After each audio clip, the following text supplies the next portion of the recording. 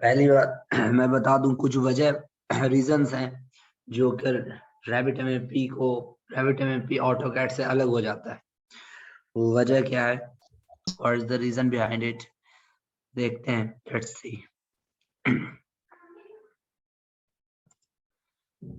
सबसे पहले बात आती है टाइम की। रैबिट एमएपी में जब आप काम करते हैं तो टाइम आपका सेव होता है। ऑटोकैड में आपको हर एक टूल्स के साथ, जैसा कि मैंने आपको कल हमने देखा था कि हम ड्राफ्टिंग कर रहे थे तो वहां पर डक्ट के जो ऑप्शंस थे, हमें डक्ट बनाने हैं, ग्रिल्स बनाने हैं, वो हमें बनाने पड़ते हैं। रैबिट में ऐसा नहीं है। मैं जरा आपको एक रैबिट का हल्का सा एक्सपोजर मैं आपको दूंगा, एक न्यू फाइल ओपन करके, कि आप कैसे यहाँ पर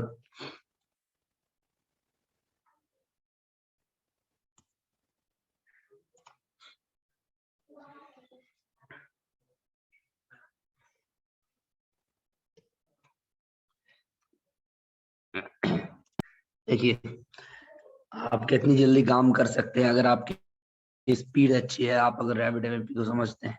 अगर आपको diffuser, if you want to place the diffuser like air terminals like diffusers and grills etc, then you can select here AT, short command for air terminal. Select here and choose the diffuser like M supply diffusers and then place offset value।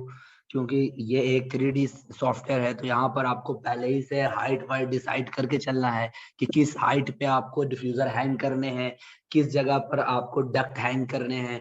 ये सारी differentiation पहले से आप value put करके चलोगे। तो मैं अभी एक बहुत सिर्फ दिखा रहा हूँ आपको कि कितनी आप कवर कर सकते हो। ठीक है, तो आप देखें यहाँ पे जैसे मैंने डाला 8 फीट पे हमारा डिफ्यूजर्स है और डिफ्यूजर्स को हम यहाँ प्लेस करना चाह रहे हैं 1 2 3 4 और सेम मैंने कुछ इस तरह से डिफ्यूजर्स प्लेस कर दिए।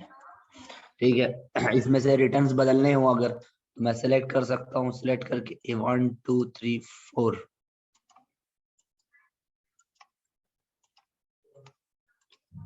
सिलेक्ट करके प्रॉपर्टीज में अगर हमारे पास रिटर्न डिफ्यूजर्स पहले से मौजूद हैं तो हम उसे डायरेक्ट ही चेंज कर सकते हैं।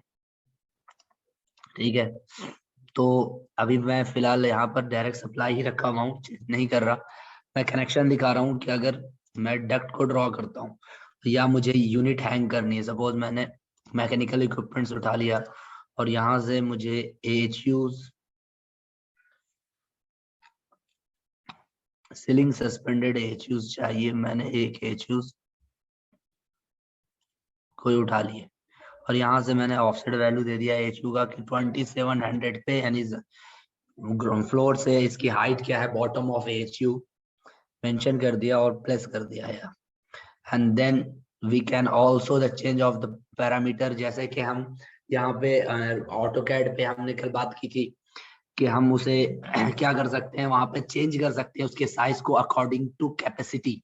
और ये कैपेसिटी हमें कहाँ से मिलेगी, ये हमें जीए ड्राइंग मैन्युफैक्चरिंग डिपार्टमेंट से हमें ये मिलेगी। लेकिन हम अगर वहां पर मुझे एडिट करने के लिए उसको फिर से लाइन को एक्सपेंड करना पड़ता था और वगैरह वगैरह और सारी चीजें करनी पड़ेंगी। लेकिन यहाँ पे कुछ नहीं है, यहाँ पे आप बॉक्स को सेलेक्ट करो, एडिट टाइप में जाओ और आप साइज को चेंज कर सकते हो। जैसे कि मैं अभी मुझे बढ़ाना है तो मैं इस चीज को अगर मुझे 1500 करना है तो मैं अगर इसे चेंज करूंगा, देखो यहाँ पे साइज मेरा ये इंक्रीज हो गया। नेक का साइज बढ़ाना है, जैसे सप्लाई एयर डक्ट जो नेक है उसका साइज यहाँ पर 300 है, अगर मुझे ये 500 चाहिए और ये सिर्फ 300 चाहिए तो इस तरीके से मैं इसे सेट कर सकता हूँ। उसके बाद आप यहाँ से कनेक्टर उठाएंगे, कनेक्टर उठा के अगर आपने पहले ही डिसाइड कर दिया कि आपका जो साइज लेके जाना है आप इसे ले जा सकते हैं। उसके यहाँ से आप इसके सिस्टम्स को बदल सकते हैं कि सप्लाई एयर चाहिए, रिटर्न एयर चाहिए। आप यहाँ पर इस चीज को चेंज कर सकते हैं। उसके बाद आप कनेक्शन करना चाहते हैं तो कनेक्शन के दो ऑप्शन है। आप यहाँ से हर में ब्रांच निकालें कि मुझे ब्रांच कितने का चाहिए। जैसे मुझे 550 का ब्रांच चाहिए एंड 150 के हाइट्स चाहिए, यहाँ से ब्रांच के विड्थ और हाइट। उसके बाद आप डायरेक्ट कनेक्टर निकाल कर यहाँ कनेक्ट कर सकते हैं और कनेक्ट इनटू करके इस डक्ट से कनेक्ट कर सकते हैं। इस तरह से देखें आप इजीली। और उसके बाद अगर आपको साइज को बढ़ाना या घटाना है तो आप वहां पर जहां आप रिड्यूसर लगाना चाहते हैं वहां आप ब्रेक कर सकते हैं। ब्रेक करने के बाद आप इसके साइज को डायरेक्ट अकॉर्डिंग टू वेलोसिटी और सीएफएम के अकॉर्डिंग आप इसे मैनेज कर सकते हैं। इसमें कोई ऑफसेट लाइन कमांड्स वगैरह आप यूज किए बिना ही आप देखें इसको 3D में मैं आपको इसको दिखाता हूं। आप इसे बना सकते, इस तरह से ये बन जाएगा। ये पहला एक कनेक्शन मैंने बनाया। अब इसमें क्या है कि डायरेक्ट ही हम जब भी काम करते हैं तो हमारा डक्ट ही ड्रॉ होता है। अगर मुझे यहाँ पे तो एल्बो लगाने के लिए मुझे एल्बो में फ्लेट लगाने की जरूरत नहीं होगी। मुझे यहाँ आप किसी तरह से भी कोई अलग कमांड आप यूज नहीं करेंगे, डायरेक्ट आप एंगल देंगे, बेंड कर देंगे। अगर आपको suppose we want to route 90 degree and then tilt 30 degree, then placed here and routing the duct आप चला सकते हैं और इसको प्लेस कर सकते हैं उस एंगल पे। जितनी रिक्वायरमेंट होगी एल्बो की वो खुद से एक्सेप्ट कर लेगा। तो ये यहाँ पर इसके जरिए आप बहुत आसानी से काम कर सकते हैं। अब इसमें दूसरा जो ऑप्शन होता है, जैसे कि मुझे कल सेक्शन दिखाना है। कल जैसे कि मैं आपको यहाँ मैंने दिखाया था इस वाले फॉर्म में,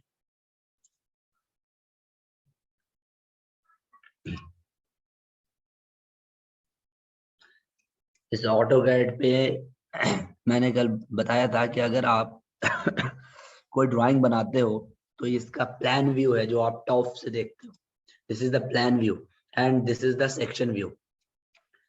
तो इन द ऑटोकैड हमें क्रिएट करना पड़ता है। We have to create the section and draw the section, but in case of Revit MEP ऐसा नहीं है। वहां पर आपको ड्रॉ करने की जरूरत नहीं है, ये आप बनाना पड़ेगा। आपको प्रोजेक्शन लाइन लेके यहाँ से एक लाइन लोगे और एक प्रोजेक्शन लगाओगे और इसकी और इसकी लाइनिंग डायमेंशनिंग सब कुछ बिल्कुल सेम होना चाहिए। आप चेक करोगे तो बिल्कुल सही है। इसकी चौड़ाई और यहाँ से सेक्शन से दिखाने जाए वाली जो आपने उसकी चौड़ाई दिखाई है, वो विड्थ दिखाई है, वो सारी कुछ इक्वल होनी चाहिए। तो ये सारा एक सेक्शन बनाना जो है, यहाँ पर सेक्शन जो बनाना है वो थोड़ा टफ पड़ जाता है। बट यही चीज same condition in the Revit MEP बहुत ही आसान। आप देखें जैसे कि यहाँ पे मैं एक अभी आपको नजर आ रहा है कि एक एफसीयू लगा है इस जगह पर। एफसीयू में मुझे इस जगह पर दिख रहा है कि एक एक ब्रांच होकर ग्रिल से जा रही है। अगर मुझे ये सेक्शन बनाना है तो बस यहाँ पर आपको क्या करना होगा, व्यू में जाना है और सेक्शन उठाना है और सेक्शन को ड्रॉ कर देना है इस तरह से। ड्रॉ करने के बाद उसके रेंज को मैनेज करना है और उसके बाद आपको इसके ऊपर डबल क्लिक करना है। तो आप देखेंगे यहाँ पे आपका सेक्शन क्रिएट निकल गया, ये सेक्शन। अब आप यहाँ से इसके रेंज को मैनेज करके फ्लोर आपको सिर्फ ground floor to first floor का रेंज ही रखना है। तो ground floor to first floor में जो आप एफसीयू लगा है, एफसीयू से डक्ट इस तरह से आ रही है। अब सारे डायमेंशन जो है वो यहाँ पर हम सेक्शन में आकर इसके और इसके बीच में कितना डायमेंशन है, इसके और इसके बीच में फ्लोर में कितना गैप है, वो हम दे देंगे। यहाँ पर क्रिएट हो गया, सिर्फ हमने लाइन बनाई। लेकिन ऑटोकैड में क्या था, हमें पूरी की पूरा रेंज लेकर एक एक लाइन लेकर ऑफसेट लगाकर बेंड लगाकर सब कुछ बनाना पड़ता है। तो अगर कंपेयर किया जाए ऑटोकैड से और रैविट में तो टाइम को ये सेव करता है। रैविट पे अगर ड्राइंग आप बनाते हैं या मॉडल बनाते हैं, जबकि यहाँ देखिए साथ साथ 3D भी बन रहा है, साथ साथ सेक्शन भी क्रिएट हो रहा है, साथ साथ टॉप 2D भी क्रिएट हो रहा है। तो ये एक आप इसमें कह सकते हैं, we can say that the Revit MFP is the very simple, but इसे सीखने के लिए थोड़ा टाइम ज्यादा चाहिए होता है कंपेयर टू AutoCAD।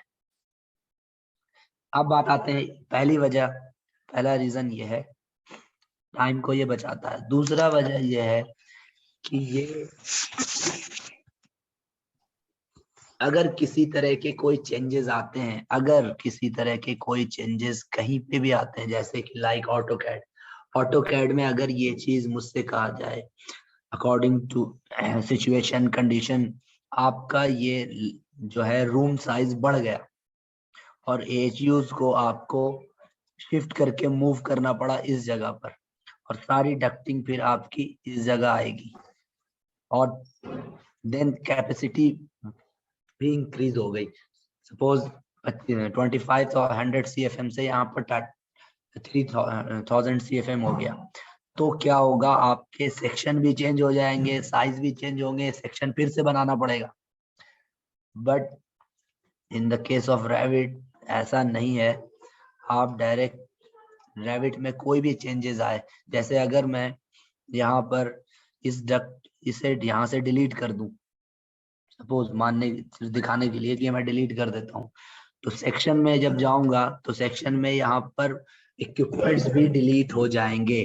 अगर इक्विपमेंट्स का साइज बढ़ेगा तो सेक्शन में इक्विपमेंट्स का भी साइज बढ़ जाएगा। तो ये इसमें एक फायदा है कि आप इसमें कोई भी चीज जो आप काम करते हो साथ साथ पैरेलल 3D में भी क्रिएट होता है, चेंज करते हो तो 3D में हर व्यू में वो चेंज हो जाएगा। जिस तरह से यहाँ पर एनोटेशन की बात कर रहे हैं, यहाँ टेक्स्ट लगा हुआ है, कल को अगर मुझे ये साइज यहाँ पर 100,000 बाई 300 का साइज है, अगर मैं इसे 1100 किसी वजह से कर दूं तो टेक्स्ट का साइज भी 11 हो जाएगा। बट Revit के AutoCAD के अंदर ऐसा नहीं है, आपको टेक्स्ट को एडिट करके यहाँ पर डबल क्लिक करके इसे चेंज करना पड़ेगा अगर आप इसके साइज को चेंज करते हैं तो ये दो बात हो गई, रीजंस 2 हो गए। दूसरे रीजंस ये हो गए कि ये पैरेलल सारी चीजें सेट करता है, मतलब आप इसको कह सकते हैं ये Revit MAP is not a simple 3D software, it is a intelligent 3D software. मतलब यहाँ पर चीजें साथ साथ पैरेलली चेंज होती हैं आपके व्यूज के बदलने पर भी, ठीक है। तो तीसरी चीज जो होती है, यहाँ पर दो चीजें तो हम समझ चुके हैं, तीसरा जो होता है वो होता है क्वांटिटी निकालना। आपको पता होगा कि जब भी कोई प्रोजेक्ट हम डिजाइन करते हैं तो उसका मकसद ये होता है कि हम वो साइट पे एग्जीक्यूट करने के लिए डिजाइन करते हैं, वो आखिर में साइट पे जाकर उसे बनाया जाएगा, ठीक है। मेरी आवाज अगर नहीं समझ में आ रही तो थोड़ा उसके लिए आप थोड़ा सा आपको पेशेंस रखना होगा, क्योंकि आज तबीयत खराब है तो आवाज थोड़ी साफ निकल नहीं रही होगी मेरी। तो हाँ, मैं ये डिस्कस कर रहा था कि अब तीसरी वजह ये है कि जब हम कोई काम करते हैं, डिजाइन करते हैं, तो उसका एक बजट बनता है। बजट ये कि आप ये प्रोजेक्ट वैल्यू कितनी की है, कैसे डिसाइड करोगे ये प्रोजेक्ट वैल्यू कितनी की है, इसकी प्रोजेक्ट की वैल्यू कितनी है, ये 10 करोड़ में 10 करोड़ की वैल्यू है या 5 लाख की वैल्यू है, क्या है इसकी कॉस्ट, क्या कितने कॉस्ट में ये HVAC कंप्लीट हो जाएगा। तो कॉस्ट एनालाइज करने के लिए आपको क्वांटिटी निकालनी पड़ती है। क्वांटिटी, तो जब भी हम कॉस्ट एनालाइज करेंगे तो उसके लिए हमें क्या पहले निकालना पड़ेगा, we have to create quantity, we have to find quantity. तो क्वांटिटी फाइंड करने के लिए आप क्या करेंगे, ऑटोकैड में क्या होता है,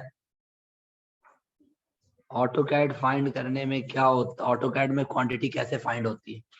अब सपोज आपके पास यहाँ पर डक्ट है, आप क्या करोगे, डिस्टेंस लोगे, यहाँ से यहाँ तक का डिस्टेंस आप मेजर करोगे कि 4300 यानी 4300 यहाँ लेंथ है, एंड देन इसका पैरामीटर क्या है, तो पैरामीटर को लेंथ से मल्टीप्लाई करोगे, इसका टोटल सरफेस एरिया निकल जाएगा, फिर आपको पता चल जाएगा कि इतनी सी डक्ट में इतना square metre duct sheet metal duct use होने वाला है, फिर इतने से डक्ट, इतने से इसमें कितना शीट मेटल डक्ट यूज होने वाला। तो इसे हर चीज, हर बार हम एक करके डिस्टेंस मेजरमेंट लेते हुए एक्सेल पे वैल्यू पुट करते हैं। एक्सेल का एक फॉर्मेट होता है जिसमें हमें बनाया जाता है कि वो, मैं फॉर्मेट भी आपको दिखा देता हूँ कि फॉर्मेट कैसा होता है एक्सेल का। मैं लास्ट में दिखा दूंगा, अभी सिर्फ मैं बताना चाह रहा हूँ कि यहाँ मुझे एक्सेल पे फॉर्मेट बनाना होगा कि उसमें एक जगह उसकी विड्थ की वैल्यू इनपुट होगी फर्स्ट कॉलम में, सेकंड कॉलम में हाइट लेंथ विड्थ सारे वैल्यू इनपुट करके टोटल कैलकुलेट करके हम उस पर वैल्यू डालेंगे। कुछ इस तरह से फॉर्मेट बनाया जाता है जो कि रेविट में ऑलरेडी मैंने बनाया हुआ है, मैं आपको दिखाता हूँ।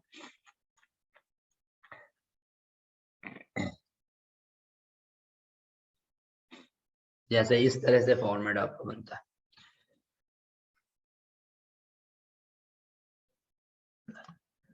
Types of duct, system type, supply returned, sizes, height, length, width, area, maximum size and duct gauge। अब ये चीज जब आप एक्सेल पे डालोगे तो आपको वैल्यू पुट करनी पड़ेगी कि साइज क्या है, what is the size and then put the value, what is the height and then put the value. तो ये सारी चीजें आपको one by one AutoCAD से देखकर इस जगह पर पुट करनी है, लेकिन रेविट में नहीं है। रेविट में आपने जो भी काम करना है वो खुद ब खुद क्रिएट कर देता है। जैसे कि आप देखें नीचे में सबसे यहाँ पे अभी तक जो साइजेस आपको नजर आएंगे, मैं अगर इसमें एक साइज और इंक्रीज कर दूं इस लेआउट पे, मैं अगर यहाँ से डक्ट उठाऊं और डक्ट को की चौड़ाई डायरेक्ट यहाँ 2400 की एक डक्ट डायरेक्ट मैं यहाँ पे बनाना चाहता हूँ सप्लायर की, तो ये डक्ट जो बनाया मैंने ये यहाँ पे ऐड हो जाएगा। इसकी लेंथ देख लीजिए कितना है, एक सेगमेंट की लेंथ क्या है 17,644.3। अब ये चीज ऐड हो जाएगी आपकी बीओक्यू में।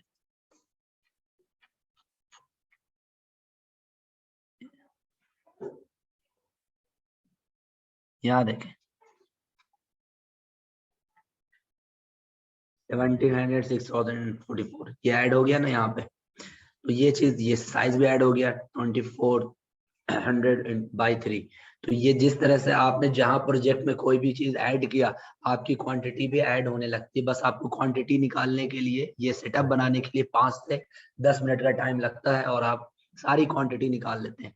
लेकिन यही क्वांटिटी आप ऑटो कैड पे 2-2 दिन कैलकुलेट करते रहते हैं कि नंबर ऑफ डिफ्यूजर्स क्या है, नंबर ऑफ ग्रिल्स क्या है, उसकी टोटल क्वांटिटी निकालने के बाद, जैसे अभी मैं आपको ऑटो कैड में यहाँ पे दिखाऊं, अगर ग्रिल्स की क्वांटिटी निकाला जाए तो ये ग्रिल्स कितने हैं 10 नंबर ऑफ ग्रिल्स हैं एंड साइजेस क्या है 400/500। तो आप क्या करोगे 400/150 इंटू 10, तो total square metre of grill निकल जाएगा। अब ये ऐसे ऐसे ग्रिल कई होंगे, दूसरी जगह अलग होंगे, फिर वहां पर डिफ्यूजर्स होंगे, इक्विपमेंट्स होंगे, ये सारे आपको वन बाय वन काउंट करके निकालना पड़ता है।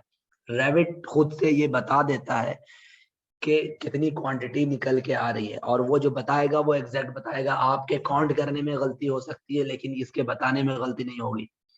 तो यहाँ पे भी टाइम सेव हो रहा है और हमें सारी चीजें खुद ब खुद तो रेविट निकाल कर दे रहा है। तो एक और 3 वजह हो गई रेविट यूज करने की। चौथी वजह क्लैशिंग होती है, क्लैश डिटेक्शन। अभी क्लैश डिटेक्शन ये है कि अगर इसके सामने से यहाँ से एक दूसरी डक्ट, अगर किसी वजह से यहाँ पर से एक दूसरी डक्ट चल रही है, यहाँ पे कोई दूसरी डक्ट इस तरफ जा रही है, तो आपको नहीं पता चलेगा, ऑटोकैड नहीं बता पाएगा कि ये क्लैश हो रही है या नहीं हो रही। आपको खुद से जज करना है कि ऊपर किसको अप रखना है, कौन सा डाउन रहेगा। मतलब आप बॉटम ऑफ डक्ट किसकी ज्यादा रखनी है और बॉटम ऑफ डक्ट किसकी कम रखनी है, क्योंकि जिस वजह से ये आपस में क्लैश ना हो। और कहीं कहीं पर कई बार टिपिकल जब सिचुएशन आ जाते हैं तो क्लैशिंग का पता चलना बहुत मुश्किल हो जाता है। तो वहां पर क्लैश आपको ढूंढना पड़ता है, ऑटोकैड में क्लैश ढूंढा जाता है। और नहीं ढूंढ पाए तो साइट पे अगर वही सेम वैल्यू के साथ साइट पे काम होना स्टार्ट हो जाएगा तो वहां पे प्रॉब्लम आएंगी। और फिर आपको कमेंट आएगा कि जो आपकी ड्राइंग डिजाइन किया हुआ है, जो आपने ड्राइंग बनाया है, उस हिसाब से साइट पे जब काम हो रहा है तो एक डक दूसरी डक से टकरा जा रही है, क्लैश कर जा रही है। तो ये रिजॉल्व पहले ही कराना ज्यादा अच्छा है, इसलिए क्लैश फ्री मॉडल बनाने के लिए रेविट का भी यूज किया जाता है। रेविट क्लैशिंग बता देता है। अब मैं यहाँ पर रेविट के लिए आपको एक और ऑप्शन दिखाता हूँ, क्लैशिंग कैसे ये बताता है। अब ऐसे ये डक्ट है, ये डक्ट आपस में आ रही है, यहाँ से एक डक्ट आप क्रॉस कर रहे हो। अब इस पे आप सेक्शन बना के देखोगे तो ये डक्ट आपस में क्रॉस नहीं हो रहा है, ये डाउन होके नीचे जा रहा है। लेकिन टॉप व्यू से आपको देखने में लग रहा है ये डक्ट क्रॉस हो रही है। लेकिन हकीकत में अगर ये सच में क्रॉस हो जाए, मतलब अगर मैं ये कहूँ मैंने इसको कॉपी कर लिया, कॉपी करने के बाद ये डक्ट डायरेक्ट यहाँ से चली गई तो ये डक्ट क्रॉस हो जाएगा। क्रॉस जब हो गया तो ये क्लैश कर रहा है। अब यहाँ पे पता नहीं चल पा रहा है कि क्रॉस क्रॉस हम मेरे मैं जब हम दोबारा रीचेक करेंगे तो हो सकता है कि ये समझ में ना आए कि ये क्लैश कर रहा है या ना कर रहा हो। और इतने सारे लेआउट के बीच में ड्राइंग में सारी चीजें वन बाय वन चेक करना बहुत टफ हो जाता है। तो आप क्या करेंगे इसमें, बेसिकली इन रेविट में ये बहुत आसान है कि क्लैशिंग चेक कैसे करेंगे। Go to collaborate and select interference check, run interference check, click here and then category duct to duct, duct से डक्ट के बीच में क्लैशिंग आपको देखना है और आप ओके कर दो। तो यहाँ देखें, यहाँ पर ऑप्शन आ गया कि दो जगह पर क्लैशिंग हो रही है। कहाँ हो रही है भाई, एक सिलेक्ट किया ये डक्ट, दूसरा ये डक्ट, ये आपस में यहाँ पर दिखा दे रहा है कि आपकी डक्ट क्लैश कर रही है। दूसरा फिर दूसरा कहीं और टॉप पे या एचयू पे दूसरी जगह आपको ये क्लैश दिखा रहा है, लेकिन आप ये वाले डक्ट को देख नहीं पा रहे हो। यहाँ तो ये सामने था क्योंकि मैंने बनाया तो आपको ये विजिबल है, then but this portion is not visible here. तो आप क्या करोगे, सिलेक्ट एंड शो, ओके। तो this is here, this duct and this duct.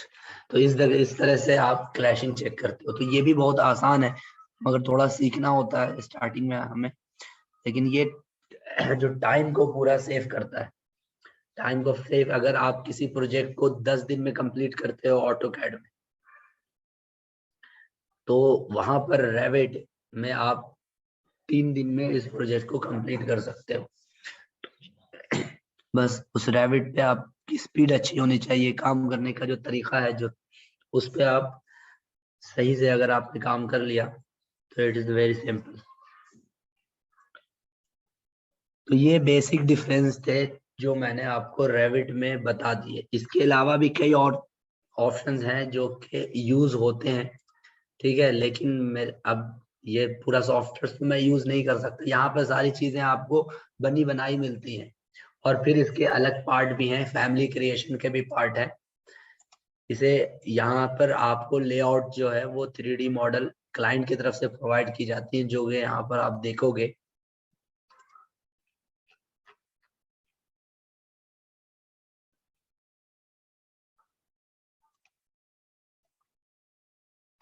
ये मॉडल ये क्लाइंट की तरफ से हमें प्रोवाइड की जाती है। जिस तरह से कल आपका किसी ने क्वेश्चन पूछा था कि लेआउट भी जो है वो आर्किटेक्चर लेआउट भी हमें बनाना पड़ता है, नहीं, आर्किटेक्चर लेआउट हमें नहीं बनाना होता, वो क्लाइंट की तरफ से दिया जाता है। तो इसी तरह से यहाँ रेविट में भी ये मॉडल जो बिल्डिंग्स हैं वो हमें बनाना नहीं होता, ये क्लाइंट की तरफ से प्रोवाइड की जाती है, हमें इस पे सर्विसेज बनाने होते हैं, ठीक है।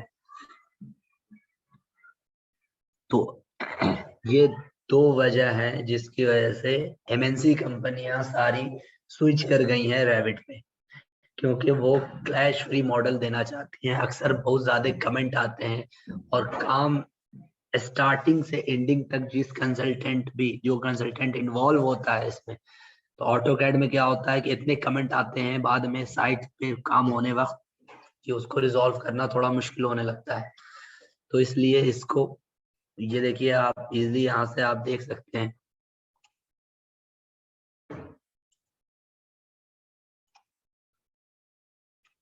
कि किस तरह से पाइप को यहाँ पर विजिबल किया गया है।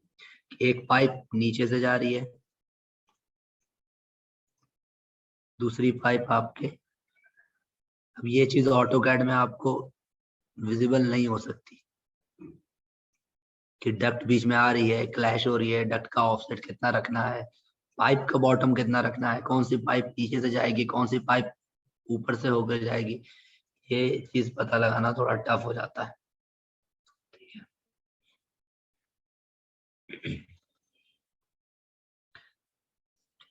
कोई क्वेश्चन है किसी का?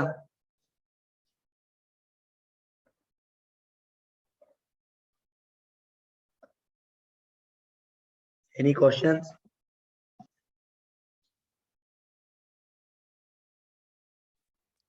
हेलो?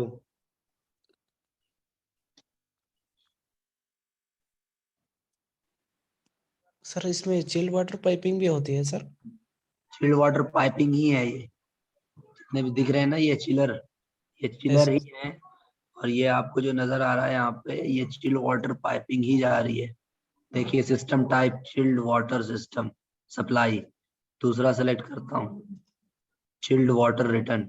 इसमें सब तरह एचवीएसी से जो भी पोर्शन है, एमएपी से रिलेटेड जो भी पोर्शन है, सब तरह का काम होता है। यहाँ आपको एचवीएसी का पोर्शन है, मैं आपको प्लम्बिंग भी दिखा देता हूँ एक तरफ।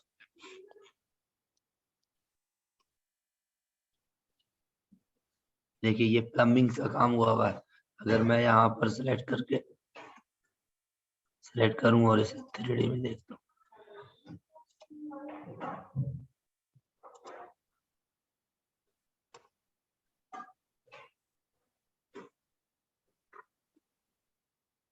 ये देखिए हर फ्लोर्स के ऊपर ये प्लम्बिंग फिक्चर्स लगे हुए हैं, टॉयलेट है सारे, मल्टीपल टॉयलेट, मल्टी स्टोरेज में दोनों, सब first floor, second floor, third floor, ऊपर वाटर टैंक लगा हुआ है। तो यहाँ प्लम्बिंग्स के भी काम होते हैं, इलेक्ट्रिकल के भी काम होते हैं। इलेक्ट्रिकल्स पे आएंगे आप अगर, तो थोड़ा इलेक्ट्रिकल्स पे में मैं केबल ट्रे पे चला जाता हूँ।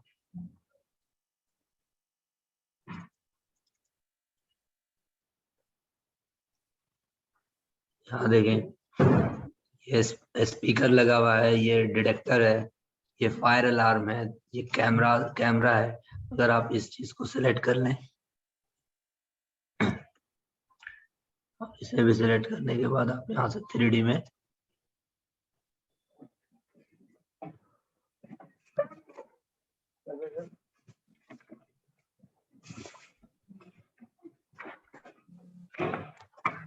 ये देखिए डिटेक्टर,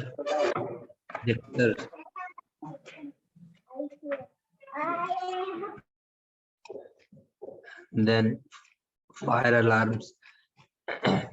तो ये सारे काम, सारी सर्विसेज आप इसमें इजिली प्लेस कर सकते हो। और असल में ये काम सिर्फ, देखो ऑटोकैड जो सॉफ्टवेयर है, AutoCAD software is a drafting software, और ये जो है सॉफ्टवेयर है वो सब सारे के लिए एप्लीकेबल है। मतलब वहां पर तमाम तरह की चीजें आप ड्राफ्ट कर सकते हो ऑटोकैड पे। बट रेविट एमएपी पे ऐसा नहीं है। रेविट एमएपी जो यूज होता है वो बिम कॉन्सेप्ट के ऊपर यूज होता है, बिल्डिंग इंफॉर्मेशन मैनेजमेंट। तो बिल्डिंग इंफॉर्मेशन मैनेजमेंट में 4-5 चीजें आती हैं। आर्किटेक्चरल पॉइंट्स ऑफ व्यू से देखा जाए तो आर्किटेक्ट का काम आता है, स्ट्रक्चरल काम होता है, और एमएपी का काम होता है। तो इसमें आप कोई और चीज नहीं बना सकते कि इसमें आप डिजाइन बना रहे हो, इसमें आप वो मशीन में पिस्टन बना रहे हो और कोई प्रोडक्ट डिजाइन कर रहे हो, वो सारी चीजें यहाँ पे नहीं होती। उसके लिए फिर सॉलिड वर्क्स है, कैटिया है, प्रोई है। तो रेविट जो यूज होता है असल में वो बीम कॉन्सेप्ट के लिए यूज होता है।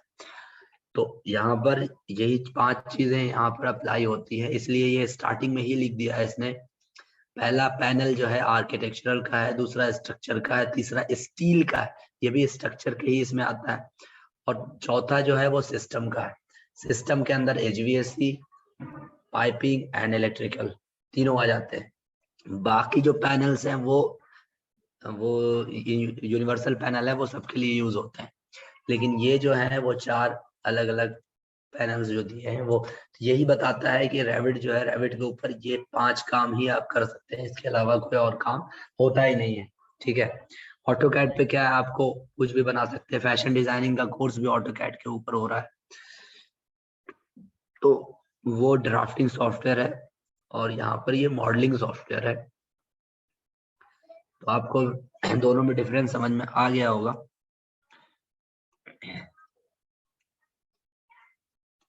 और बताएं, एनी क्वेश्चन?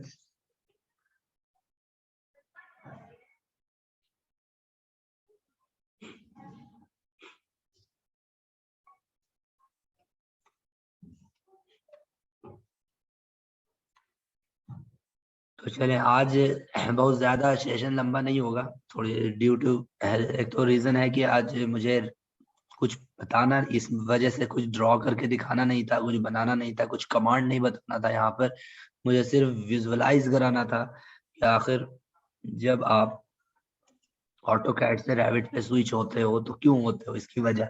कभी फ्यूचर में आपको रैविट की जरूरत पड़ी, कहीं पर आप गए इंटरव्यू के लिए, या वहां पर से कहीं मेल पे कोई रिक्वायरमेंट आई, वहां पर रैविट एमएपी है, तो कम से कम आपको इसके बारे में पता तो हो कि रैविट एमएपी सॉफ्टवेयर भी है मार्केट में। ठीक है, इस वजह से मैंने ये चीजें, क्योंकि आने वाले टाइम में रैविट एमएपी हर मतलब वेस्टर्न तमाम यूरोपियन कंट्री जितनी है सारी रैविट एमएपी यूज करने लगी हैं, गल्फ में रैविट एमएपी यूज होने लगा है, तो अक्सर जगह रैविट एमएपी यूज होने लगा। इंडिया में भी जितनी एमएनसी कंपनी है वो अब रैविट यूज कर रही है। अब धीरे धीरे इंडियन कंपनी भी प्रोजेक्ट के हिसाब से, क्योंकि क्लाइंट की रिक्वायरमेंट जहाँ पे होती है वहीं पर वो रैविट एमएपी यूज करते हैं, क्योंकि थोड़ा कॉस्ट ज्यादा हो जाता है। अब जो कॉस्ट पे वो ऑटोकैड पे काम कर रहे हैं वही कॉस्ट पे वो रैविट एमएपी पे काम नहीं करेंगे। इस वजह से बहुत से क्लाइंट जो है, जो पैसा खर्च करना नहीं चाहते हैं, जो वो नहीं चाहते हैं कि हम पूरे तरह से आने वाले जो प्रॉब्लम्स आती हैं साइट के ऊपर उसको हम रिजॉल्व साइट पे ही करें, तो वो फिर ऑटोकैड पे ही रहते हैं, वरना फिर नहीं तो आपको जो बाकी सारी कंपनियां हैं वो आप रैविट पे स्विच हो गई। और आने वाले 10 साल के अंदर मतलब जो है ना 90% जो इंडिया की भी कंपनी है वो भी रैविट पे ही स्विच हो जाएंगी। So I want to learn Revit. What is the course fee, sir? Want to ask. ये आपको बता दिया जाएगा।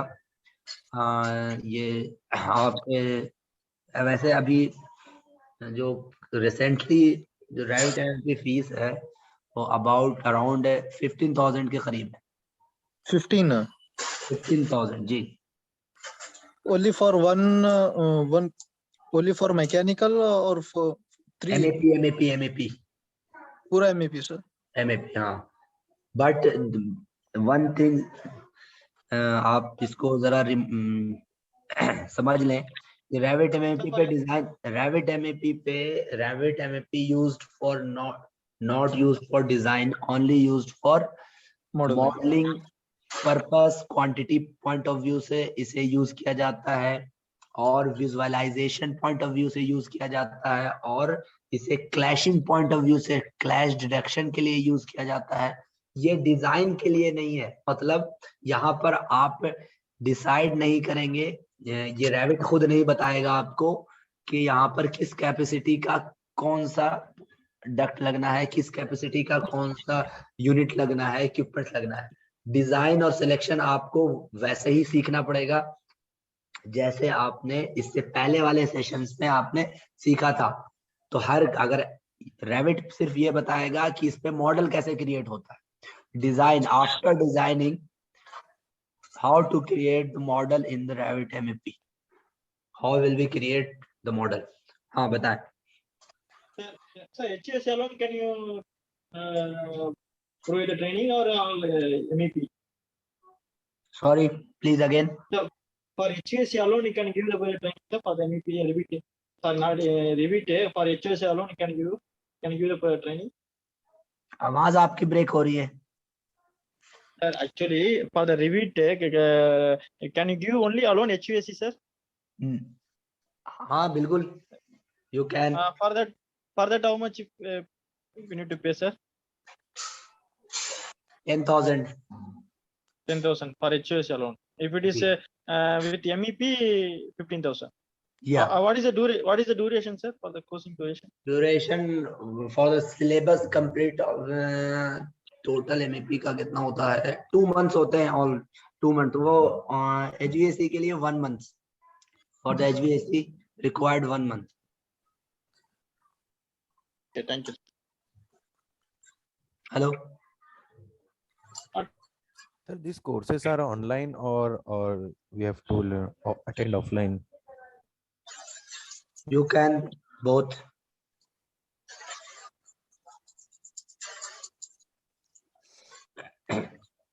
ऑनलाइन भी आप कर सकते हैं और ऑफलाइन भी कर सकते हैं एज पर रिक्वायरमेंट। अगर आप दिल्ली में हैं तो आप ऑफलाइन कर सकते हैं, अगर आप दिल्ली से बाहर हैं तो ऑनलाइन कर सकते हैं।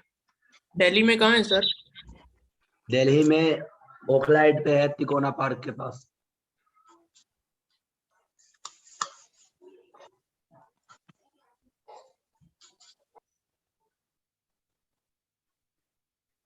और इससे भी आप जो मैंने आज बताया है आपको समझ में आ गई है, इसके बाद भी आप सारी चीजें रिसर्च करें, नेट पे जाएं, इसको देखें, इसकी इम्पोर्टेंस क्या है, क्यों यूज किया जा रहा है। सिर्फ मेरी बात पे ही ना रहें, जो मैंने बता दिया आप इसको पूरे तरह से सर्च करें, ठीक है। देखने के बाद इसे समझें और इसका फिर आपको पता चल जाएगा, क्योंकि इतनी चीजें तो मैंने बता दी हैं। अब आपको और जो आगे अब कहीं से भी कोई चीजें जानकारी मिलेगी या गाइडलाइन मिलेगा, वो आपको बेहतर समझ में आएगा, ठीक है। तो आप उससे पहले देख लें, समझ लें, किसी की बात पे नहीं, मेरे बात पे भी मत रहें। आप पहले समझ लें कि क्या आपको ये यूज होगा, आप यूज करना चाहते हैं, क्या है आपका फ्यूचर प्लान, क्या है आपका, किस फील्ड में आप जाना चाहते हैं। तो वो सारी चीजें देखकर इंटरेस्ट आपका कहाँ है। ऐसा है कि इंटरेस्ट आपका किसी और में है और आप कर कुछ और रहे हैं, तो उसमें आप बहुत अच्छा नहीं कर पाएंगे। तो इस चीज को भी आप ध्यान में रखें। सर मतलब मैकेनिकल कोर ब्रांच छोड़ के, ऑटोमोबाइल छोड़ के इस पे स्विच क्यों करें? कोई ऐसा ठोस कारण हो? ऑटोमोबाइल छोड़कर स्विच करें, क्यों करें, तो ये तो नहीं है। ऑटोमोबाइल सेक्टर भी अपने आप में अच्छा सेक्टर है, तो वो तो आप खुद बताएंगे ना। आपको ग्रोथ, आप अगर आपको वहां मजा मिल रहा है, आ रहा है, आपको ग्रोथ हो मिल रही है, तो आप क्यों स्विच कर रहे हैं। जाहिर सी बात है, मुझसे कोई बोलेगा कि एक फील्ड में है जहां मुझे ग्रोथ भी है, मुझे सारी चीजें मिल रही है, तो मैं नहीं छोड़ूंगा ना। मैं तो ये नहीं कह रहा और ना मैं कहूंगा कि जिस फील्ड में है वो फील्ड आप इस वजह से छोड़ें कि दूसरा कोई समझा रहा है।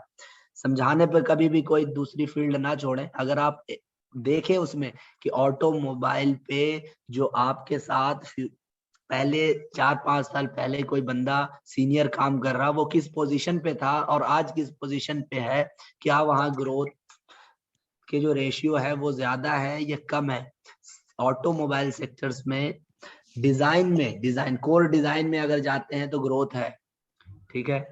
फिर इसी तरह से प्रोडक्शन लाइन में रहते हैं तो थोड़ा उससे कम ग्रोथ है, लेकिन सेल्स में, ऑटोमोबाइल में अगर सेल्स वाले डिपार्टमेंट में है तो वहां भी आप अच्छे इसमें आ जाते हैं, ग्रोथ में आ जाते हैं, लेकिन फिर भी वो थोड़ा सा डिपार्टमेंट अलग हो जाता है आपका, ठीक है।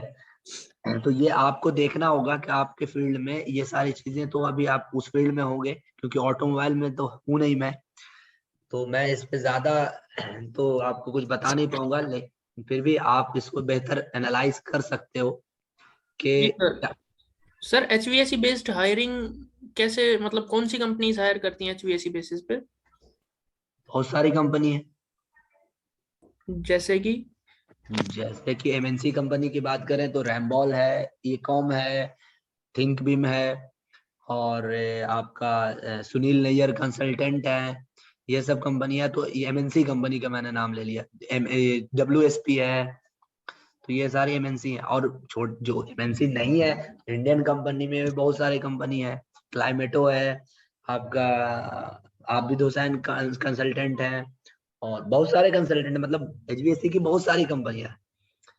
तो एचवीएसी में काम ऐसे है, लेकिन हाँ ये होगा कि आपको अपना बेस्ट देना है। ये इस बात का, जब भी आप कोई भी काम स्टार्ट करें ना, उस प्लानिंग के साथ करें कि नहीं इसमें मुझे बेस्ट देना है। जब तक आप बेस्ट नहीं दोगे तो होता है क्या कि दूसरा बेस्ट, अब 2 इंटरव्यू सीट वैकेंसी 2 की है, आपको इंटरव्यू के लिए भेज भी दिया गया, पता भी चल गया, लेकिन दूसरा बंदा अगर आपसे ज्यादा क्वालिफाइड है, क्वालिफाइड मतलब ये नहीं डिग्री तो काम आता ही है, लेकिन यहाँ पर डिग्री के बाद जो आप कोर्सेज करते हो उस वजह से करते हो क्योंकि वहां पर काम ही इसी चीज की हो रही है, तो वहां पर इस कोर्स में भी आपको अच्छा होना है। अब डिपेंड करता है कि वो फ्रेशर मांग रहे हैं, अगर आपने 2 साल का एक्सपीरियंस वो उन्होंने मांगा है, तो क्या आप में इतनी एबिलिटी है कि आप 2 इयर्स एक्सपीरियंस को डिफेंड कर सकते हो, तो आप वहां पर जा सकते हो। वरना आपने सिर्फ रिज्यूम पे लिख दिया 2 साल का एक्सपीरियंस और आपका एक्सपीरियंस सिर्फ 4 महीने का है और आप डिफेंड भी नहीं कर पा रहे हो, तो हो सकता है कि वहां पर सिलेक्शन में थोड़ी सी दिक्कत आए। लेकिन बहुत से लोग ऐसे हैं 1 साल काम करने के बाद 3 साल के एक्सपीरियंस को शो करके वो अंदर जाते हैं लोग, ऐसे भी लोग हैं, क्योंकि वो डिफेंड कर लेते हैं, वो 1 साल में ही इतना सीख लेते हैं कि उनको लगता है कि हम 3 साल का एक्सपीरियंस दिखा सकते हैं।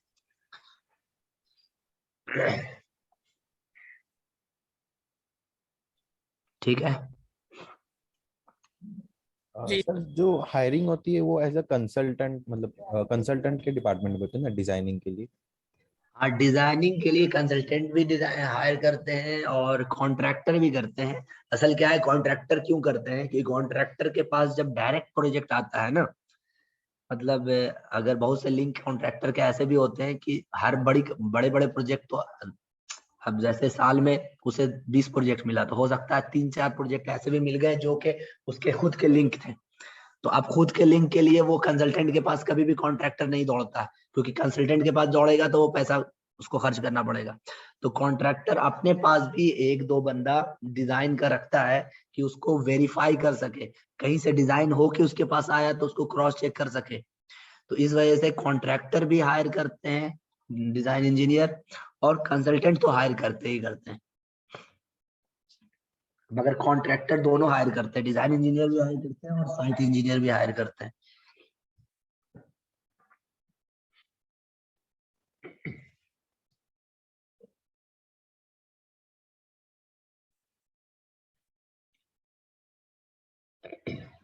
आप लोग पहले ये माइंड सेट कर ले कि आप लोगों को किस फील्ड में जाना है, वो फील्ड है। वैसे इस फील्ड में वैकेंसियां यहाँ भी है, बाहर भी है, और स्टार्टिंग कभी भी करना, मैं एक मशवरा है,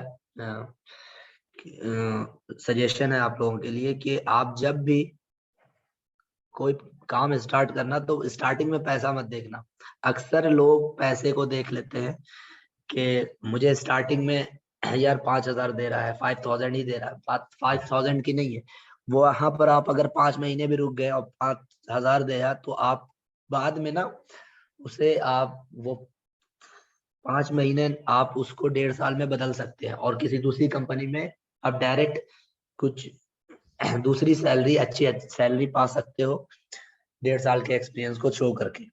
तो शुरू में कभी भी पैसे नहीं देखना। हो सकता है कि कुछ लोग ऐसे होंगे कि अपने प्रोडक्शन लाइन में है, उनको 20,000 मिल रहा है और वो एचवीएसी में आ रहे हैं, तो वो फ्रेशर है एचवीएसी के लिए, तो अब वो स्टार्टिंग जब कर रहे हैं तो हो सकता है कि उनको 5 से भी करना पड़े, 10 से भी करना पड़े, तो उनके लिए तो प्रॉब्लम थोड़ी सी होगी कि वो पहले से 20-25 पे सेट थे, अब 20-25 हजार से वो डायरेक्ट 10 या 5 पे आ रहे हैं।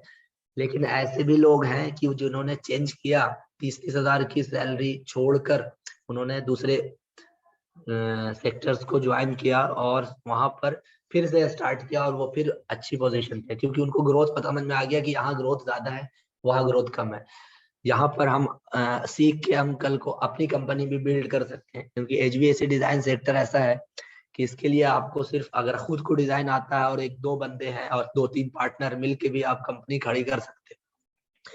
जो बड़ी जो जैसे ऑयल एंड गैस है, ये सब सेक्टर ऐसा है कि इसमें आप डायरेक्ट कभी भी बिना पैसे के आप कंपनी खड़ी नहीं कर सकते, इसमें मैन पावर चाहिए होता है। लेकिन HVAC में क्या है, मैन पावर तब चाहिए होता है जब आपके प्रोजेक्ट बहुत ज्यादा आ गए। शुरू में आप अपनी कंपनी जब खड़ी करते हो तो वहां पर आपको शुरू में 1-2 प्रोजेक्ट ही मिलता है, जो कि खुद ही डिजाइन आपको करना है, खुद ही ड्राफ्ट आपको करना है, और एक आध बंदे किसी को अगर हायर कर लिया तो कर लिया। तो शुरू में कंपनी ऐसे ही चलती है, और उसके बाद 5 साल 6 साल कंप्लीट करने के बाद आपके कुछ लिंक्स आ जाते हैं और लोग जानने लगते हैं, आर्किटेक्ट से क्लाइंट से आपकी जान पहचान हो जाती है, तो फिर प्रोजेक्ट्स मिलने लगते हैं। तो ये सारी चीजें चलती हैं। आप अपना एग्जीक्यूशन का भी उठा सकते हो। अगर आपने एक साइट पे काम कर रखा है तो आपको साइट की सारी बिलिंग करने का प्रोसेस, माल कैसे खरीदते हैं, गुड्स कैसे खरीदते हैं, कौन से प्रोडक्ट किस रेट पे चल रहा है आज के टाइम में, ये सारी चीजें आप सीख जाओगे तो आप बिल्कुल अपना प्रोजेक्ट भी उठा सकते हो। तो HVAC में थोड़ा सा ये फायदा है कि इसमें लोग, इसलिए आपको यहाँ पर ज्यादा कंपनियां, छोटी छोटी कंपनी ज्यादा मिलेगी HVAC में, क्योंकि हर कोई अपना काम उठाया हुआ है।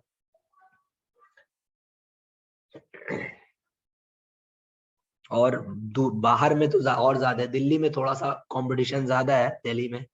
लेकिन आप महाराष्ट्र की तरफ चले जाओ या दूसरे, अगर आपका थोड़ा सा घूमना फिरना ज्यादा है, आप ट्रैवल ज्यादा कर रहे हो, तो आप अपने कंपनी को दूसरे तरफ भी वहां पर अपना सेटअप बैठा सकते हो, जहां पर HVAC के बहुत ज्यादा क्लाइंट्स नहीं है, मतलब HVAC की कंपनियां ज्यादा नहीं है।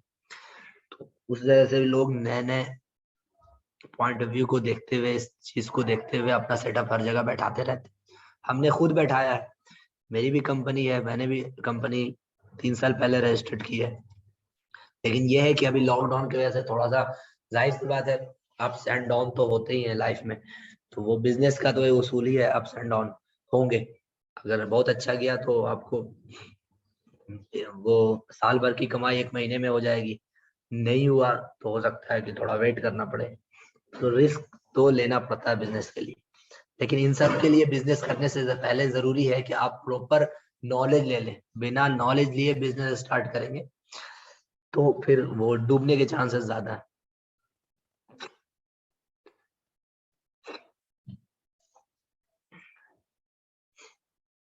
ठीक है, तो आज के लिए इतना ही रहने देते हैं।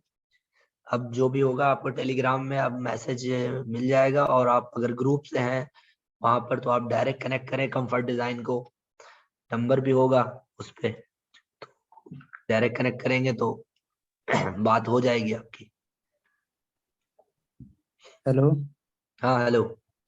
सर, आप बोल रहे थे 5 महीना काम करके उसको 1.5 साल एक्सपीरियंस शो करेंगे, ये कैसे होगा? ये कैसे होगा मतलब किस पॉइंट ऑफ व्यू से पूछ रहे हैं? एक्सपीरियंस कहाँ से मिलेगा या मुझे एक्सपीरियंस कहाँ से आएगा, दोनों में फर्क है। देखो, दोनों बता दीजिए।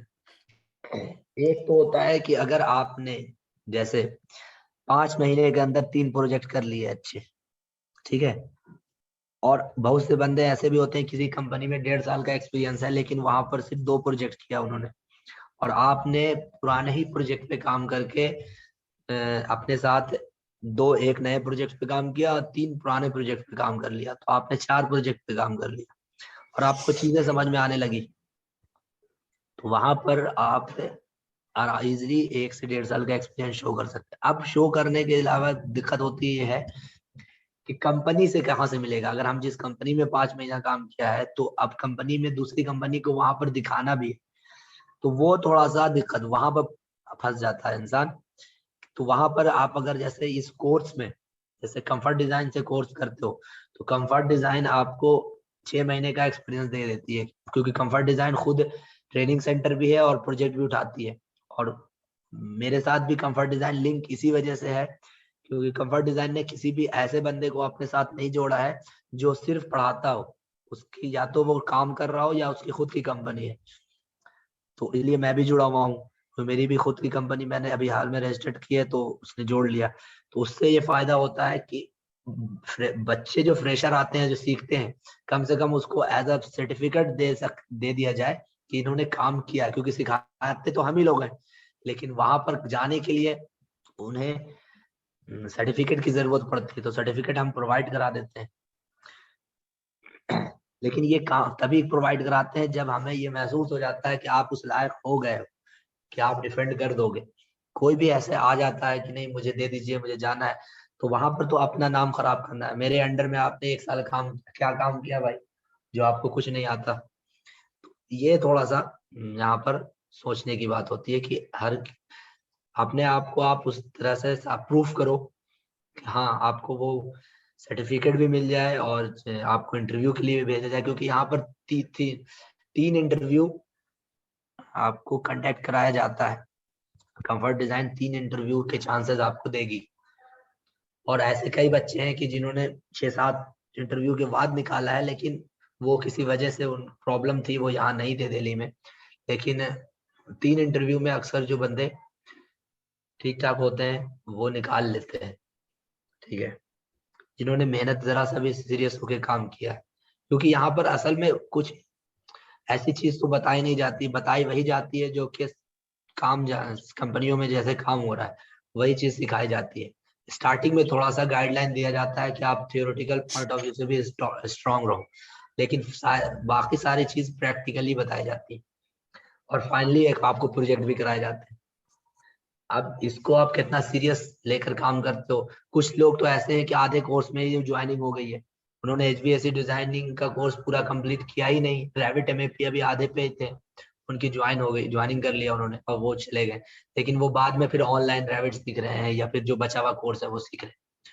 तो वो ऐसे भी कुछ लोग होते हैं जो कि आधे कोर्सेज में ज्वाइनिंग कर लेते हैं, वहां पर उन्होंने इंटरव्यू निकाल लिया, फेस कर लिया उन्होंने।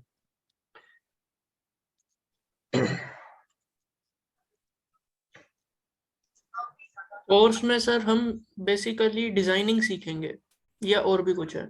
कोर्स में आपको डिजाइनिंग, ड्राफ्टिंग और क्वांटिटी निकालना, ये सारी चीजें सिखाई जाएगी, ठीक है। क्वांटिटी एस्टिमेशन भी बताया जाएगा, डिजाइनिंग भी बताया, बस प्राइस नहीं बताया जाएगा कि कितना प्राइस है, क्योंकि प्राइस मार्केट वैल्यू के हिसाब से रोज अप्स एंड डाउन हो रहा है, तो प्राइस तो आपको मार्केट से, मैन्युफैक्चरर से लेके ही डालना होता है, लेकिन क्वांटिटी कैसे निकाला जाता है ये बता दिया जाएगा, उसके फॉर्मेट क्या होते हैं वो बता दिया जाएगा। डिजाइनिंग में कौन कौन सी डिजाइन आती है, कहाँ पर किस चीज की जरूरत होती है, कौन से शीट जनरेट किया जाता है, जहां पर एक्सेल पे डक्ट साइजिंग के लिए कौन सा सॉफ्टवेयर यूज किया जा रहा है, बेस्ट कौन सा है वो बता दिया जाएगा। और आपको प्रोजेक्ट्स आपसे, तो सारी चीज मतलब डिजाइनिंग में तो पूरा कैलकुलेशन आ गया, ड्राफ्टिंग आ गया और फिर क्वांटिटी आ गया। तो ये डिजाइनिंग का मतलब, अगर कोई प्रोजेक्ट डिजाइन में उठाता है या देता है तो इसका मतलब यही होता है कि ये चारों चीजें आपको करके देनी है। तो सर आप मतलब कवर कराएंगे एक्सेल शीट, E20 शीट, है ना? हाँ उसके साथ HAP, AutoCAD और रेविट। जी, रेविट नहीं, रेविट आपका अलग आता है, HVAC के फीस में रेविट इंक्लूड नहीं होता। अच्छा, जो 15,000 आपने बताए हैं उसमें रेविट नहीं है? नहीं, जो आप ये फीस तो मैंने आपको रैंडम बता दिया, फीस का डिपार्टमेंट मेरा है नहीं, असल में फीस अच्छा कोई अच्छा और बताएगा, वो मैंने, हो सकता है आपको इससे कम में ही हो जाए, ठीक है ना। अच्छा। तो मैं ये बता देता हूँ कि HVAC का जो आप कोर्स करोगे उसके अंदर आपको डिजाइनिंग और ड्राफ्टिंग बताया जाएगा, ड्राफ्टिंग AutoCAD में बताया जाएगा, लेकिन जब रेविट सीखना है तो वो फिर अलग कोर्स में आता है, क्योंकि रेविट खुद, HVAC आपको 1.5 महीना लगेगा तो रेविट आपको 1.5 महीना लगेगा, तो ये एक पैकेज नहीं है, दोनों अलग है। सर मैं ये कह रहा था कि AutoCAD पे ड्राफ्टिंग सीखे ही क्यों जब अगर रेविट पे यूज हो रही है तो?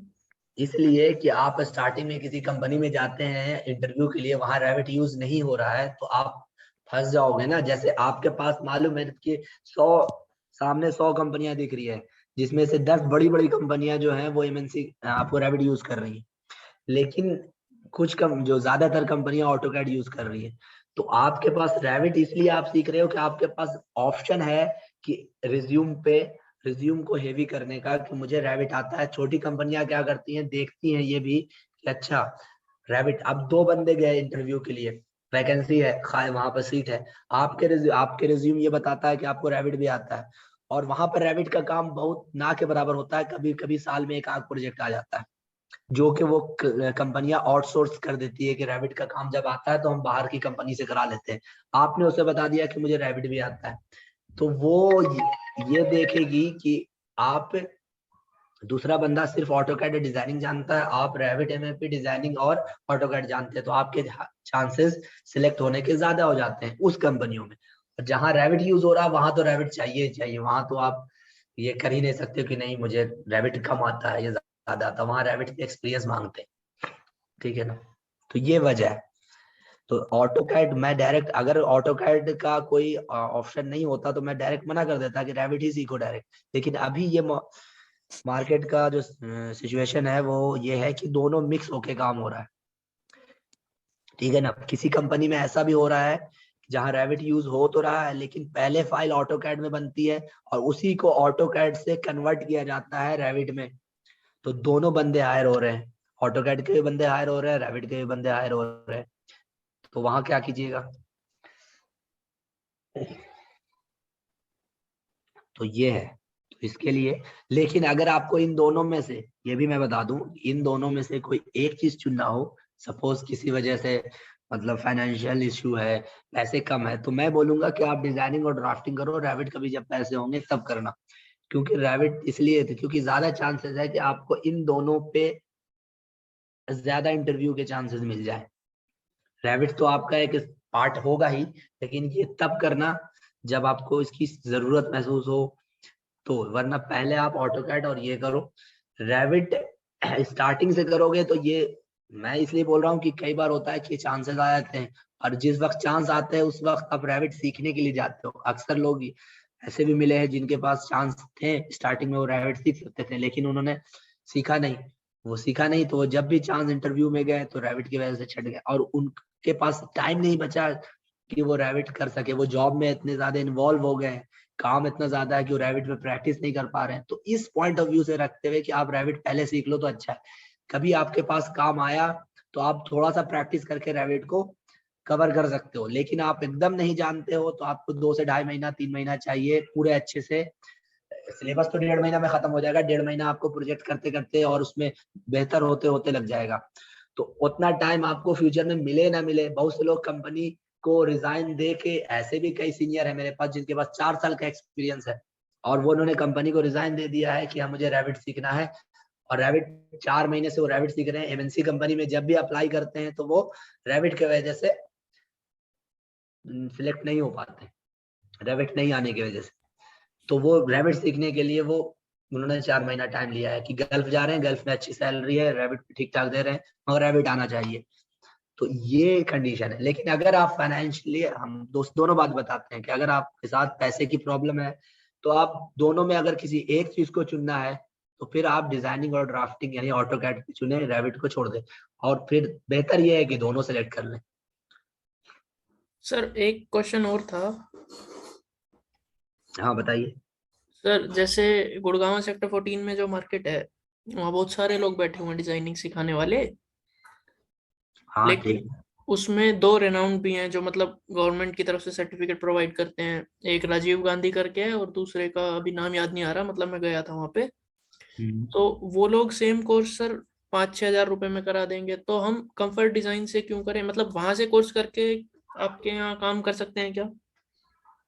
मेरे यहाँ काम कर सकते हैं मतलब सर जैसे यहाँ जाहिर सी बात है, यहाँ अगर महंगा पड़ रहा है और वहाँ हमें थोड़ा कम में सेम कोर्स करवा रहे हैं, वो उसके कोर्स के करने के बाद हमें लास्ट तो काम ही देखना है ना सर। नहीं तो काम तो आप अभी भी कंफ्यूज है शायद। नहीं, काम कहाँ काम करने की बात कर रहे हैं आप, किसके यहाँ काम करने की बात कर रहे हैं? सर मतलब कोर्स करते ही अपनी कंपनी थोड़ी खड़ा कर पाएगा कोई नहीं भी। नहीं, तो कोर्स करने के बाद देखो, कोई भी, एक चीज मैं आपको ये भी बता दूं कि जब आप ये जो कंफर्ट डिजाइन है या फिर कोई और सा है, जो भी चीज सिखाती है वो उसका ये खुद का ये एक तरह का ये बिजनेस भी है ना। उन्होंने ये तो मतलब एनजीओ तो नहीं खोल रखा है, मतलब मेरे कहने का मतलब ये किसी तरह का एक एनजीओ तो नहीं है, ये उनका बिजनेस है। उन्होंने रिजाइन देकर अपनी कंपनी खड़ी की है कि इधर से कमाया जाए, कुछ हेल्प भी किया जाए लेकिन ईमानदारी के साथ। पहला सिचुएशन है कमाना तो है, बिना कमाने तो भाई सबको सरवाइव करना तो कमाना भी है, लेकिन एक अच्छे सपोर्ट के साथ, ईमानदारी के साथ, और जो गाइड हम किसी को करें तो उसमें वो गाइड बेस्ट से बेस्ट, ये चीज को देखते हुए इन्होंने कंपनियां खोली। अब बात आती है कि आप सीखोगे कहीं, प्रोजेक्ट आके कहीं करोगे, तो ये हो सकता है कि ये हेल्प ना कर सके आपकी, ठीक है ना। तो आप जहाँ सीख रहे हो तो वो उनसे ही क्यों नहीं कह रहे हो कि आप हमें आखिर ये जो टाई अप हमारी जो खुद की कंपनी से टाई अप होती है, जो हम इंटरव्यू कराते हैं तो उनसे कंपनियों में भेजते हैं, तो हमें भी यहाँ पे करना होता है। आखिर वो बार बार एक ही कंपनी हमें सबसे पहले कॉल क्यों करती है कि आप आइए और अपने बच्चे भेजिए? वजह ये किसी को आज कोई गर्ज थोड़ी है, वो उसे हम उसे पे करते हैं कि आप मेरे यहाँ के बच्चे को उठाइए, और बच्चे भी वो बच्चे जो अच्छे हों। ऐसा नहीं कि हम किसी को भी भेज दे तो आप सिलेक्ट कर लें, जो बेस्ट होंगे वो मैं भेजूंगा और ट्रेन भी मैं ही करूंगा। तो उनको पहले, उन कंपनियों को पहले हम पे भरोसा है कि हाँ ये ट्रेन कर रहा है तो सही कर रहा होगा, उसके बाद वो फिर बच्चे हमारे बुलाते हैं। ऐसी आप देख लो कि सर्च कर लो ऐसी कितनी कंपनियां हैं जिनकी टाई अप है कहीं से, क्योंकि जब ईमानदारी से कोई काम किया जाता है तो उसमें, और किसी का अगर आप कोई आपके ऊपर बिलीव किया हुआ किसी का बिलीव है तो उसका बिलीव तोड़ना नहीं है ना, वो भरोसा करता है आप पे। तो इस बात को हम लोग खास ध्यान रखते हैं कि कभी कोई किसी तरह से धोखाधड़ी वाला कोई काम ना करे। तो अब बात आती है कि वो सिखाते हैं, उनसे ये बोलो कि वो क्या सिखा रहे हैं, उनके कंटेंट देखो, क्योंकि सिखा तो सब रहे हैं, सबके पास बिजनेस है, और मैं ये नहीं कहूंगा कि आप यही से करो। इसलिए कहा जाता है, इसीलिए कहा गया है कि कुछ आपने अभी जो देखा, कुछ प्रोजेक्ट्स आप उनसे जाके बोलो कि आप किस तरह के प्रोजेक्ट्स कराओगे, क्योंकि जहां से भी आप जाते हो। और दूसरी चीज, आप उनसे बात करो जो यहाँ से ऑलरेडी प्लेस्ड हो चुके हैं, मतलब जो लड़के पास आउट यहाँ से सीख के जा चुके हैं, उनसे आप रिव्यू लो। सबसे बेस्ट तरीका वो होता है कि आप रिव्यू लो, वहां से जो बच्चे कोर्स कर रहे हैं उनसे रिव्यू, कोर्स करके निकल चुके हैं। कोर्स करने वाले शायद हो सकता है वो बेहतर ना बता पाए, लेकिन आप दोनों से ले लो, जो कोर्स कर रहे हैं उनसे भी ले लो, जो कोर्स करके निकल चुके हैं 1 साल पुराने हैं उनसे ले लो, तो उनसे आपको बेटर पड़ता है। जैसे हम लोग रिव्यू देखते हैं ना, कोई भी प्रोडक्ट खरीदते हैं तो हम बेस्ट रिव्यू देखते हैं, मोबाइल का रिव्यू देखते हैं कि अच्छा ये मोबाइल जो जिन्होंने लिया है यूज कर रहे हैं वो बेहतर बता सकते हैं। तो रिव्यू लो, रिव्यू में आपको पता चल जाएगा जेन्युइन, क्योंकि रिव्यू में तो कोई किसी का है नहीं। अब 1000 बच्चे यहाँ से पढ़ के पास आउट हो चुके हैं, हो सकता है कि 1-2 के आपके फीडबैक खराब हो। अगर वो 1000 के 1000 बच्चे फीडबैक खराब दे रहे हैं तो आप मत करो कोर्स। कुछ बच्चे ऐसे हैं, लेकिन जेन्युइन जो बच्चे हैं उनका फीडबैक खराब यहाँ का नहीं है, क्योंकि जो कोर्स करने आए हैं, और कोर्स करने का मकसद ये है। आप देखो बेंगलोर में भी आप बेंगलोर है, और एक हैदराबाद में जो एक कंसल्टेंट सेंटर है, क्या नाम है, वो भी बहुत अच्छा पढ़ाते हैं। उनकी भी फीस बहुत अच्छी है, वो टोटल MEP के 80,000 रुपए लेते हैं। उसमें इलेक्ट्रिकल भी आता है, प्लम्बिंग भी आता है, और कंफर्ट डिजाइन तो 40,000 में ही इलेक्ट्रिकल डिजाइन, HVAC डिजाइन पढ़ा देता है। तो आप देखो, लेकिन वहां भी लोग भरे पड़े हैं जो 80,000 भी ले रहे हैं, क्योंकि वो उनको भरोसा है, वो जो कंटेंट दे रहे हैं वो बिल्कुल सही दे रहे हैं, हम उनको गलत नहीं कह रहे। लेकिन उनकी फीस 80,000 है, लेकिन आज उनकी फीस 80,000, पहले वो भी कम थे। और जब उन्होंने देख लिया कि लोगों को भरोसा हो गया है उस पर, तो उन्होंने अपनी फीस बढ़ा दी। तो ये होता है। तो आपको किसी के लिए आप फोर्स नहीं है, आप कहीं भी पढ़ सकते हैं, बस ये है कि धोखा ना खाएं बस, क्योंकि पैसे वेस्ट हो जाते हैं। ठीक है, जी सर। चलिए ठीक है, ओके, मैं एग्जिट कर रहा हूँ जरा, आपको रिकॉर्डिंग मिल जाएगा। Thank you so much sir.